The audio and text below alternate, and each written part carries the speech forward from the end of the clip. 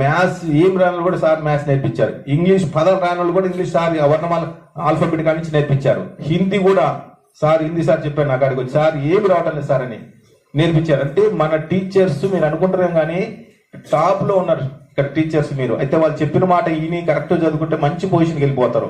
ఇక్కడ ఎవరు తక్కువ లేదు టీచర్స్. అర్థమైందా? అందరూ బిఎస్సి బిఈడి యాక్చువల్గా ఇంకా వాళ్ళు పీజీ కూడా చేశారు. ఇక్కడ పీజీ అందరూ చేశారు పీజీ. కొన్ని స్కూళ్ళలో బిఎస్సి బిఈడి వాళ్ళు ఉన్నారు. మన స్కూల్లో ప్రతి హైయర్ సెక్షన్కి పోయే వాళ్ళు అందరూ ఎంఎస్సి చేసిన వాళ్ళే. ఎందుకంటే వాళ్ళకి హౌ టు టీచ్. ఓకేనా? అర్థమైందా? ఏ విధంగా టీచ్ చేయాలి, మనం ఏ విధంగా పిల్లలను డిసిప్లిన్ ఉంచుకోవాలి అనేది వాళ్ళకి తెలుసు. అందుకే టీచర్ చెప్పినది మీరు వినాలి. అర్థమవుతుంది? ఎప్పుడైనా అదొక్కటే లాజిక్ పెట్టుకోండి. వాళ్ళు ఊరికనే చెప్పరు, మంచి మాటలే చెప్తారు.